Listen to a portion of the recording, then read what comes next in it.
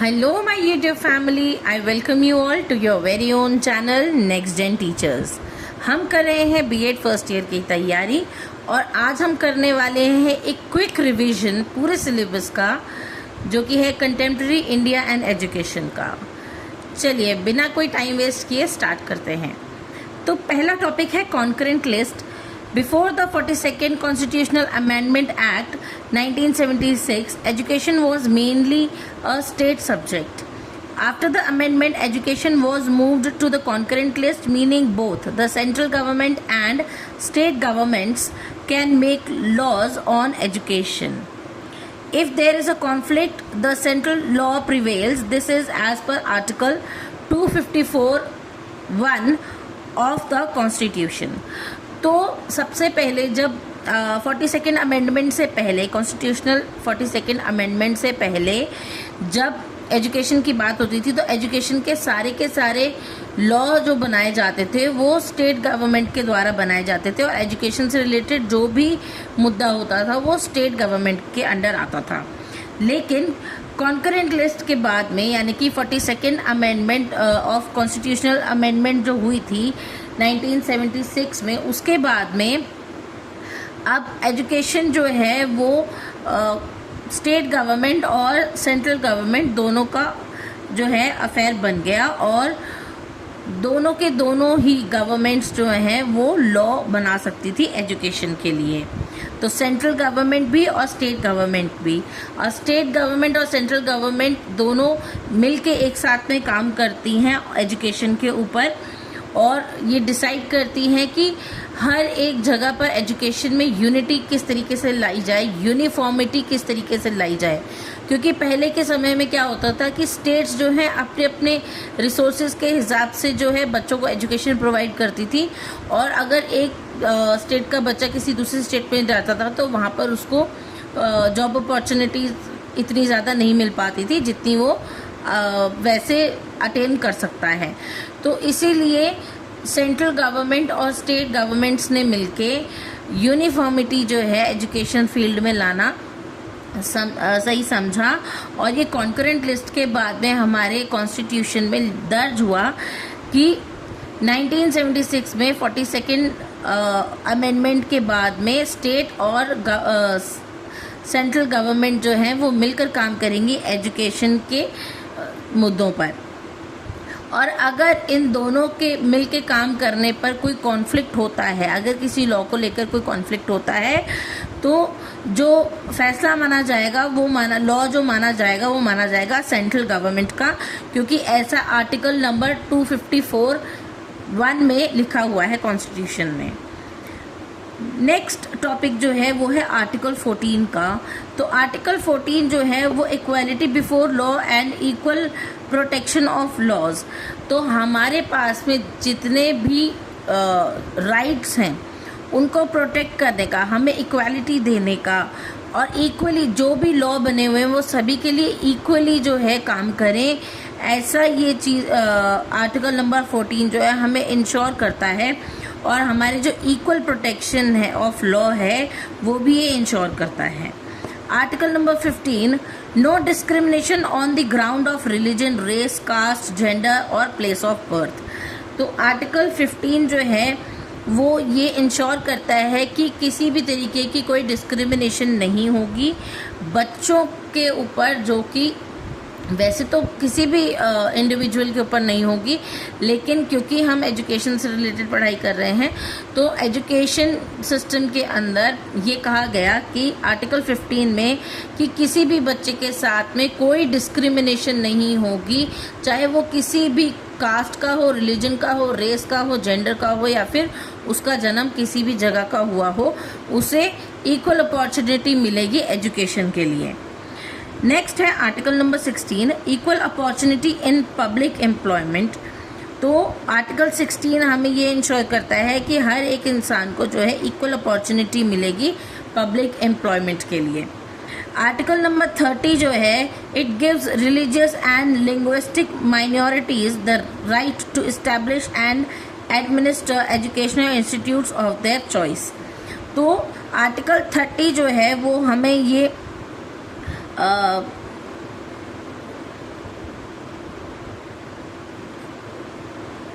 Assure करता है कि कोई भी रिलीजियस और लिंग्विस्टिक माइनॉरिटीज़ जो हैं उनको ये राइट मिलता है, उनको ये राइट प्रोवाइड करवाया जाता है कि वो कोई भी एजुकेशनल इंस्टीट्यूट जो है उनकी चॉइस का वो इस्टेब्लिश कर सकते हैं। फॉर एग्जांपल जैसे हिंदू कम्युनिटीज़ के अंदर गुरुकुल्स होते हैं और मुस्लिम कम्युनिटीज़ में मदरसा होते हैं।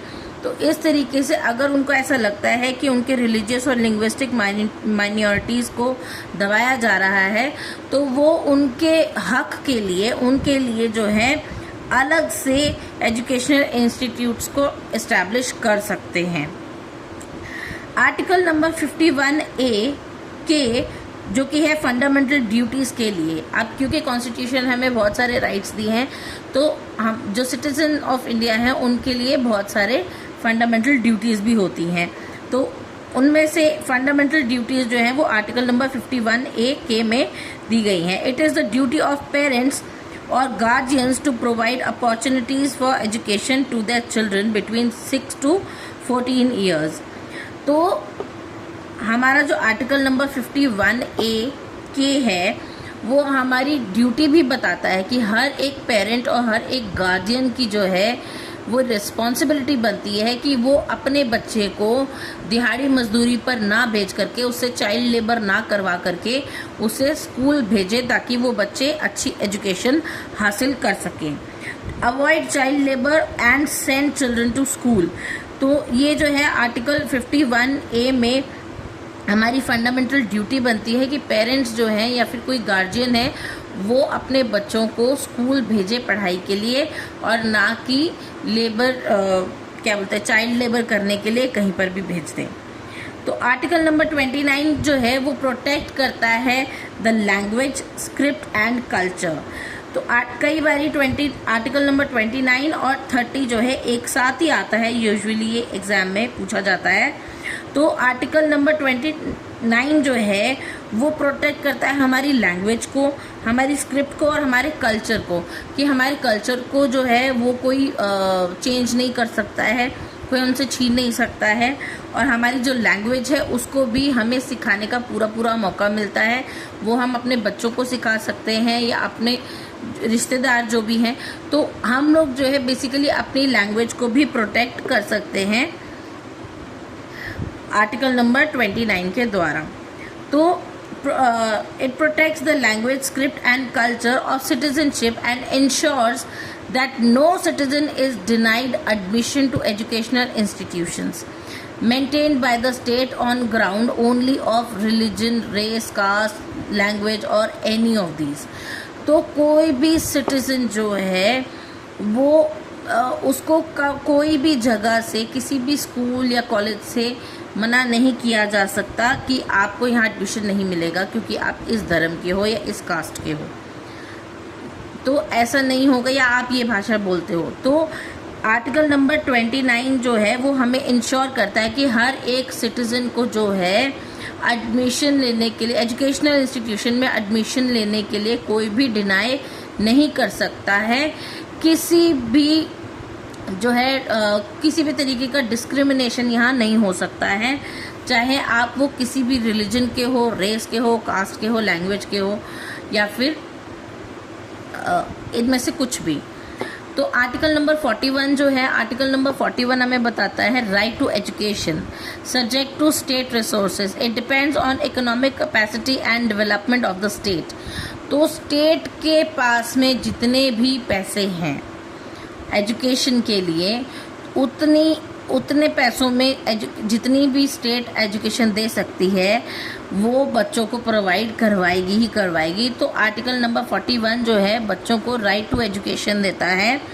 स्टेट के अंदर जितने भी रिसोर्सेज हैं वो सारे के सारे रिसोर्सेज यूज़ करने की परमिशन भी देता है, ताकि स्टेट में जितने रिसोर्सेज हैं वो यूज़ करके बच्चे अपनी एजुकेशन कंप्लीट कर सकें।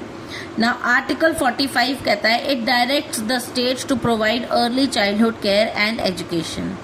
तो आर्टिकल नंबर 45 जो है वो ECCE को सपोर्ट करता है और वो डायरेक्टली स्टेट को जो है ECCE एजुकेशन जो है वो प्रोवाइड करने के लिए कहता है for all children below the age of 6 years.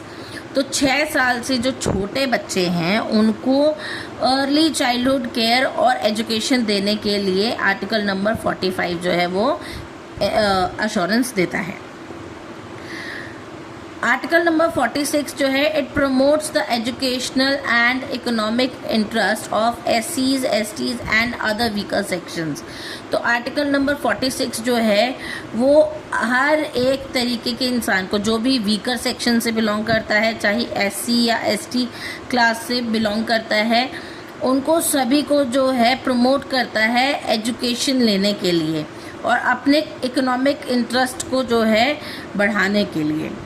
Article number 21A जो है it guarantees free and compulsory education to all children aged 6 to 14 years. It was added by the 86th Constitutional Amendment Act in 2002 and came into force in 2009 through the Right to Education Act. तो article number 21A जो है वो हमें guarantee करता है कि 6 से लेकर के 14 साल के जो बच्चे हैं उनको फ्री और कंपल्सरी एजुकेशन मिलेगी। और ये जो है ये कब हुआ था, ये 86th कॉन्स्टिट्यूशनल अमेंडमेंट एक्ट जो हुआ था 2002 में, ये तब ये आर्टिकल बना था और ये लागू हुआ था जब राइट टू एजुकेशन एक्ट बना था, जो कि बना था 2009 में। इसके बाद आता है मुदालियर कमीशन, जो कि बना था 1952 से लेकर 1953 तक। इसके चेयरमैन थे doctor A Lakshmanaswami Mudaliar. It is also called the secondary education commission. तो ये सेकेंडरी एजुकेशन कमीशन के नाम से भी जानी जाती है। इट्स रिकमेंडेशन, इनकी रिकमेंडेशन क्या थी, to improvement of secondary education, diversified curriculum. तो ये कहते थे कि सेकेंडरी एजुकेशन जो है उसके अंदर इम्प्रूवमेंट हो, करिकुलम जो है वो डाइवर्सिफाइड हो, अलग अलग तरीके का हो, वोकेशनल एजुकेशन जो है वो इसमें इंक्लूड करी जाए, टीचर्स की बेटर ट्रेनिंग करवाई जाए, better teacher training, better guidance and counselling. तो बच्चों को जो वोकेशनल एजुकेशन के समय जब सब्जेक्ट चूज़ करने होते हैं तो उन बच्चों की जो है बेटर गाइडेंस उनको दी जाए और बेटर उनकी काउंसलिंग करी जाए, तो वो भी होना चाहिए। एंड इम्प्रूव्ड एग्जामिनेशन सिस्टम, तो एग्जामिनेशन सिस्टम को भी जो है ये बेटर करने के लिए मुदालियर कमीशन ने जो है अपना रिपोर्ट सबमिट की थी। नेक्स्ट आता है हमारा कोठारी कमीशन। कोठारी कमीशन जो है वो बना था 1964 में, जो कि चला था 1966 तक। इसके चेयरमैन थे doctor DS Kothari. It is called the education commission. Kothari commission को एजुकेशन कमीशन भी कहा जाता है। It submitted its report to education and national development, it submitted its report education and national development. तो इनकी जो रिपोर्ट थी वो थी एजुकेशन और नेशनल डेवलपमेंट की। इनकी रिपोर्ट का जो ओपनिंग स्टेटमेंट था वो था, the destiny of India is now being shaped in her classrooms. इनकी कहने का मतलब था कि अब जो डेस्टिनी है इंडिया की वो अब टीचर के क्लासरूम में शेप होगी। इंडिया का जो भविष्य है वो एक क्लासरूम में बनेगा, इतनी अच्छी पढ़ाई होगी, कहने का मतलब। It's recommendation 10+2+3 structure. तो यहाँ पर क्लासेस का 10+2+3 का स्ट्रक्चर चलता था, जिसके अंदर 10th क्लास तक एजुकेशन होती थी। उसके बाद में 2 का मतलब है सीनियर सेकेंडरी क्लासेस और 3 का मतलब है कॉलेज या फिर डिग्री कोर्सेज। 3 लैंग्वेज फार्मूला जो है यहाँ पर इंट्रोड्यूस किया गया था। इक्वल एजुकेशन अपॉर्चुनिटीज़ को जो है यहाँ पर इन्होंने अपने रिपोर्ट में बताया था। कॉमन स्कूल सिस्टम होना चाहिए जहाँ हर एक कास्ट, रिलीजन, जेंडर के बच्चे जो हैं एक साथ बैठ कर के पढ़ाई करें। साइंस और मैथमेटिक्स की टीचिंग को जो है इन्होंने और ज़्यादा तवज्जो दी थी। टीचर एजुकेशन के ऊपर भी इन्होंने एम्फसाइज़ किया था। वर्क एक्सपीरियंस पे भी इन्होंने एम्फसाइज़ किया था और ये चाहते थे कि नेशनल इंटीग्रेशन हो, यानी कि सारे नेशन के अंदर जो है नेशन में एकता आए, सारे नेशन में एक जैसी पढ़ाई हो। एजुकेशन फॉर नेशनल डेवलपमेंट, तो सभी बच्चे जो भी पढ़े, सारे पढ़े बच्चे जो हैं वो नेशनल डेवलपमेंट के लिए एजुकेशन प्राप्त करें। अगला है नेशनल एजुकेशन पॉलिसी जो कि है NEP 1968। तो first national policy on education, it was the first national policy. तो नेशन के एजुकेशनल जो फर्स्ट पॉलिसी बनी थी नेशन में वो NEP 1968 थी। It was based on the Kothari commission 1964 to 66। तो ये कोठारी कमीशन के ऊपर ही बेस्ड थी। और नेशनल इंटीग्रेशन जो है इसके अंदर भी नेशनल इंटीग्रेशन का सोचा गया, इक्वल एजुकेशन अपॉर्चुनिटीज़ देने का सोचा गया, 3 लैंग्वेज फार्मूला यहाँ भी इंट्रोड्यूस किया गया। यहाँ पर कंपलसरी एजुकेशन देने का भी सोचा गया कि बच्चों को एजुकेशन ज़रूर मिलनी चाहिए, कंपलसरी होनी चाहिए। यूनिवर्सल एलिमेंट्री एजुकेशन, पूरे यूनिवर्सल एलिमेंट्री एजुकेशन भी देनी चाहिए बच्चों को।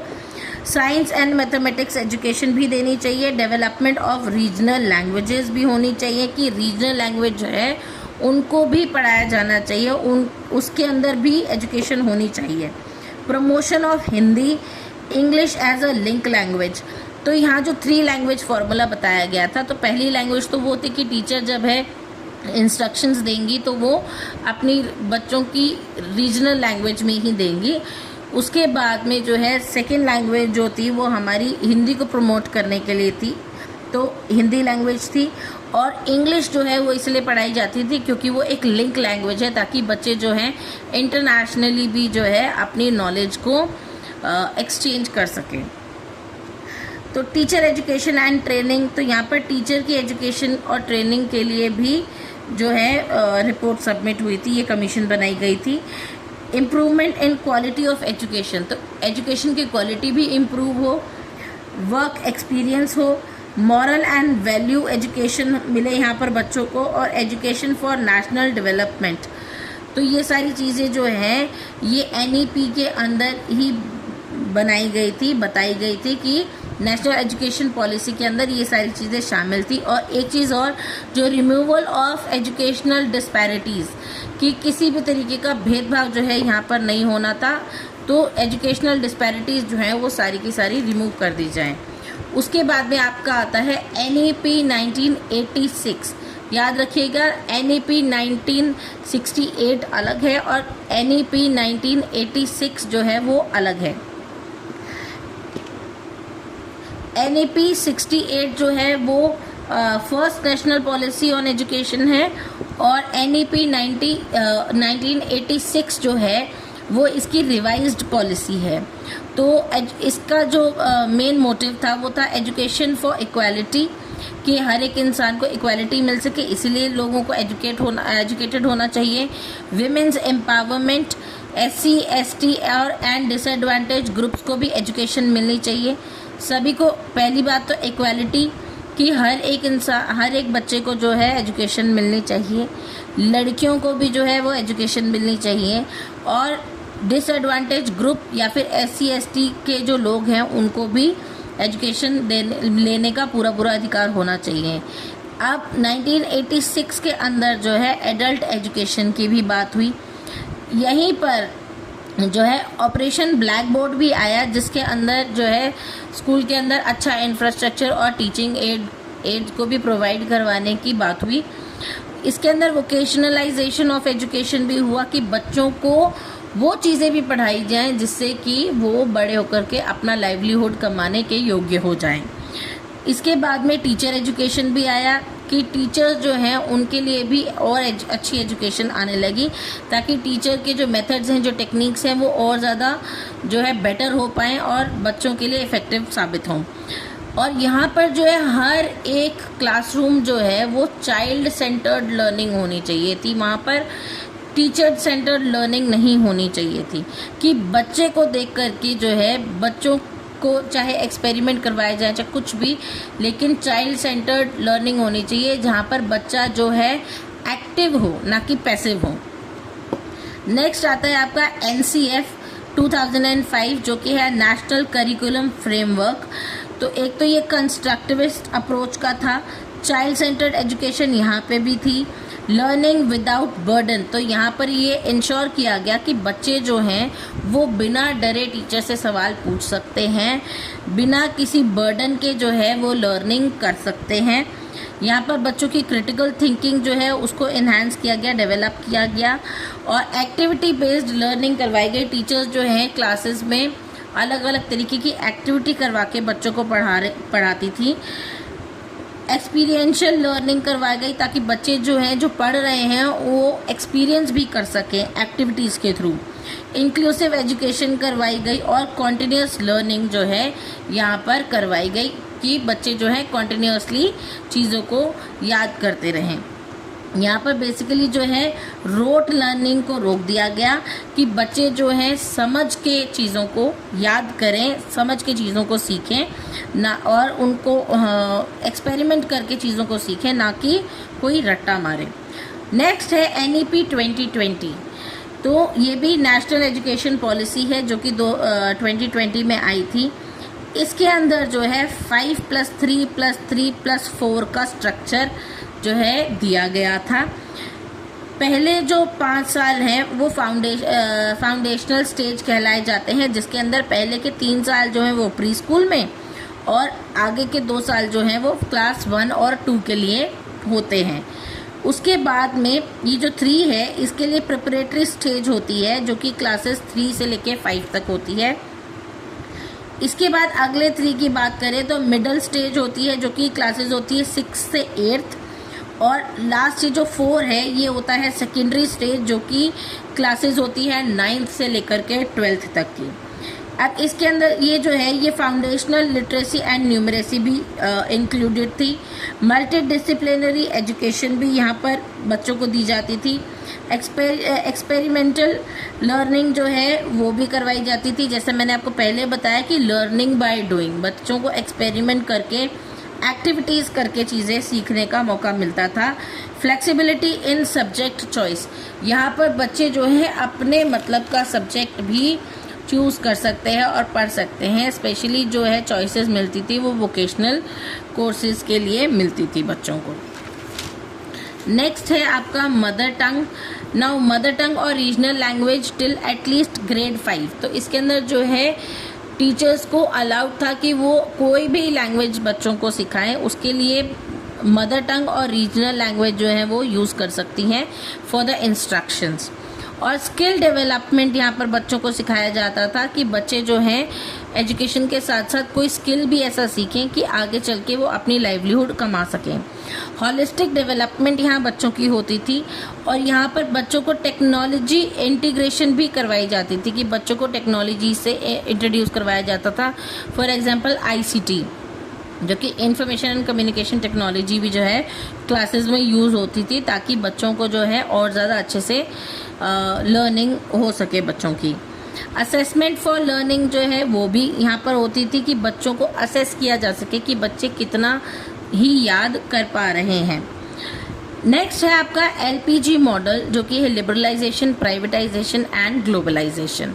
तो liberalisation means reducing government control and restrictions on trade, industry and business so that the economy becomes more competitive and efficient. तो लिबरलाइजेशन के अंदर क्या होता था कि गवर्नमेंट का जो कंट्रोल है और रिस्ट्रिक्शंस हैं ट्रेड पर, इंडस्ट्री पर या बिजनेस पर, वो थोड़ी कम हो जाए और इकोनॉमी जो है वो और ज़्यादा कॉम्पिटिटिव और एफिशिएंट हो जाए। तो अगर गवर्नमेंट अपना कंट्रोल और रिस्ट्रिक्शन थोड़ी कम कर देती है तो बच्चे जो हैं एजुकेशन भी अच्छे तरीके से हासिल कर पाते हैं। हर एक चीज़ में जो है गवर्नमेंट का रोल नहीं रहता। फिर privatisation means transferring the ownership और management of government enterprise and service to the private sector in order to improve efficiency, competition and productivity.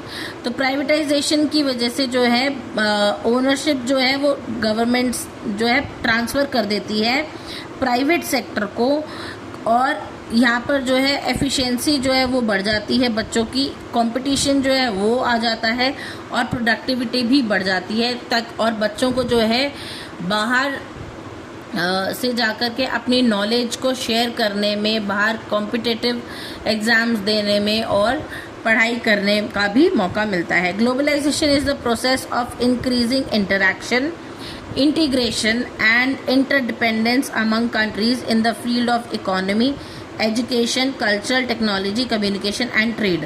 तो ग्लोबलाइजेशन जो है बेसिकली ये इंटरैक्शन करता है बाकी कंट्रीज़ के साथ में, इंटीग्रेशन करता है और इंटरडिपेंडेंस करती हैं सारी कंट्रियाँ एक दूसरे के ऊपर, इकोनॉमी के लिए भी, एजुकेशन के लिए, कल्चर के लिए, टेक्नोलॉजी के लिए, कम्युनिकेशन के लिए और ट्रेड के लिए।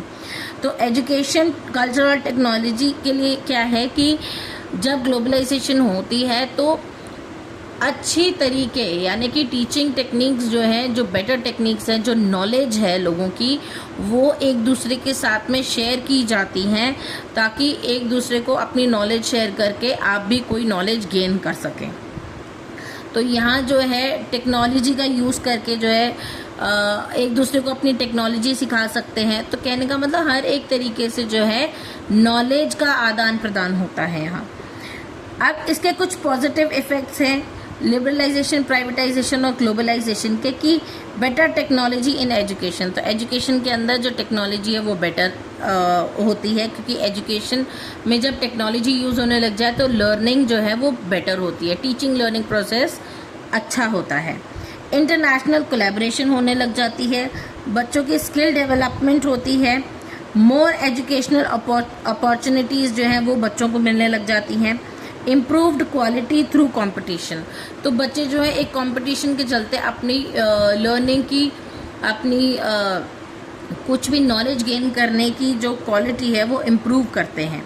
लेकिन इसके कुछ नेगेटिव पॉइंट्स भी हैं, जैसे कि commercialisation in education, high private school fees, educational inequalities and profit motivate in education. तो अब इसके नेगेटिव पॉइंट्स क्या हैं कि एजुकेशन जो है कमर्शलाइज हो गई है, लोग जो है बड़े बड़े स्कूलों में बहुत ज़्यादा फ़ीसें लेते हैं बच्चों से उनको पढ़ाने के लिए, जो कि अच्छी बात नहीं है और ये इनइक्वालिटी भी पैदा करता है एजुकेशन सेक्टर में। क्योंकि जो लोग गरीब सेक्टर से हैं या फिर जो पुअर क्लास लोग हैं वो लोग जो है हायर स्कूल फीस पे नहीं कर सकते, तो क्या इसका मतलब है कि क्या उनके बच्चे पढ़ेंगे नहीं? तो ये भी एक नेगेटिव इम्पैक्ट पड़ता है लिबरलाइजेशन, प्राइवेटाइजेशन और ग्लोबलाइजेशन का। नेक्स्ट टॉपिक आपका आता है सर्व शिक्षा अभियान, जो कि है SSA। It was launched in 2001। It motivates to educate children of age 6 to 14 years. इसका ऑब्जेक्टिव है यूनिवर्सल एलिमेंट्री एजुकेशन, जो कि है UEE। ये एक अलग क्वेश्चन भी आ सकता है एग्जाम में कि UEE क्या है। तो UEE जो है वो यूनिवर्सल एलिमेंट्री एजुकेशन है। It and provides free and compulsory education. तो 6 से लेकर के 14 साल के बच्चों को फ्री और कंपल्सरी एजुकेशन प्रोवाइड करता था। सर्व शिक्षा अभियान का मेन मोटिव यही था और ये फोकस करता था कि बच्चों का एनरोलमेंट ज़्यादा हो, रिटेंशन हो, कंप्लीशन हो बच्चों की एलिमेंट्री एजुकेशन, उससे पहले कोई बच्चा जो है स्कूल छोड़ करके ना जाए। Improved school infrastructure and teacher recruitment. तो टीचर भी अच्छे रिक्रूट किए जाते थे ताकि बच्चों को क्वालिटी एजुकेशन मिल पाए और स्कूल का इंफ्रास्ट्रक्चर भी इम्प्रूव करने की पूरी कोशिश यहाँ होती थी। नेक्स्ट है राष्ट्रीय माध्यमिक शिक्षा अभियान, जिसे हम रमसा भी कहते हैं। It aims to strengthen secondary education. Sarva Shiksha Abhiyan में प्राइमरी एजुकेशन की बात हुई 6 से 14 साल के बच्चों की, और राष्ट्रीय माध्यमिक शिक्षा के अंदर सेकेंडरी एजुकेशन की बात हो रही है, जो कि क्लासेस 9th और 10th। By providing easy access, quality education, good infrastructure, trained teachers and equity in education without any discrimination होता था। तो रमसा के अभियान की वजह से जो है सेकेंडरी एजुकेशन स्ट्रेंथन हो पाई, बच्चों के पास में एजुकेशन जो है उसका एक्सेस अच्छा होने लगा, बच्चों को क्वालिटी एजुकेशन मिलने लगी, अच्छा इंफ्रास्ट्रक्चर मिलने लगा, ट्रेन्ड टीचर्स उनको प्रोवाइड करवाए गए और एजुकेशन में जो है इक्विटी मिली। जिस बच्चे को जिस चीज़ की ज़रूरत थी उनको वही दिया गया बिना किसी डिस्क्रिमिनेशन के। नेक्स्ट टॉपिक है आपका मिड डे मील स्कीम, जिसे हम MDM भी कहते हैं। ये क्यों बनाया गया था? ताकि बच्चों के न्यूट्रिशन को इम्प्रूव किया जा सके, स्कूल में स्टूडेंट्स की जो है अटेंडेंस को इम्प्रूव किया जा सके, एनरोलमेंट को जो है वो इंक्रीज़ किया जा सके, ताकि ज़्यादा से ज़्यादा बच्चे जो है स्कूल में एनरोल करें। रिड्यूस ड्रॉप आउट रेट, क्योंकि पिछड़ी जाति के या फिर जो पुअर क्लास लोग होते हैं वो अपने बच्चों को जो है अच्छे से न्यूट्रिशन प्रोवाइड नहीं करवा पाते, तो वो चाहे अच्छे न्यूट्रिशन के लिए खाने के लिए ही अपने बच्चों को स्कूल भेजें, लेकिन वो अपने बच्चों को स्कूल भेजते हैं और वो फिर स्कूल से निकालते भी नहीं है अपने बच्चों को, तो ये ड्रॉप आउट रेट भी रिड्यूस करता है। Promote social equality, children eat together regardless of caste और रिलीजन, तो ये सोशल इक्वालिटी को भी प्रमोट करता है, क्योंकि यहाँ पर हर एक बच्चा एक साथ पढ़ता है और एक साथ खाता है। समग्र शिक्षा अभियान, it integrates 3 schemes, SSA, RMSA and teacher education. तो समग्र शिक्षा अभियान के अंदर 3 स्कीम्स थी, एक तो सर्व शिक्षा अभियान, राष्ट्रीय माध्यमिक शिक्षा अभियान और teacher education. It covers pre primary to class 12th under 1 integrated school education programme, holistic school education, quality education, inclusive education, digital learning, teacher development, equity and learning outcomes. तो इन स्कीम के द्वारा जो है टीचर्स की अच्छी education और बच्चों की स्पेशली अच्छी एजुकेशन, बच्चों को होलिस्टिक एजुकेशन प्रोवाइड करवाई जाती थी, क्वालिटी एजुकेशन प्रोवाइड करवाई जाती थी, डिजिटल लर्निंग बच्चों को करवाई जाती थी, टीचर की डेवलपमेंट के लिए भी यहाँ स्कोप थे और इक्विटी मिलती थी लर्निंग के अंदर बच्चों को, कि बच्चों को एजुकेशन जो है उसमें कोई भेदभाव ना हो, इक्विटी उनको वहाँ पर मिले, जो चीज़ की ज़रूरत है वो प्रोवाइड हो और इसके लर्निंग आउटकम्स जो हैं वो भी इन्हांस हो पाएँ। तो ये था आपका कंटेम्प्रेरी इंडिया और एजुकेशन के सारे टॉपिक्स। आई होप आपको समझ आए होंगे अच्छे से। अगर आपको मेरी वीडियो अच्छी लगी है तो please do like, share it with your friends, अच्छे अच्छे कमेंट्स करके मुझे मोटिवेट करना ना भूलें। और हाँ, आगे आने वाली और भी अच्छी और इम्पॉर्टेंट क्वेश्चन की वीडियोस को मिस ना कर दें, इसलिए मेरा चैनल सब्सक्राइब ज़रूर कर लें। मिलते हैं अगली वीडियो में, तब तक के लिए थैंक यू।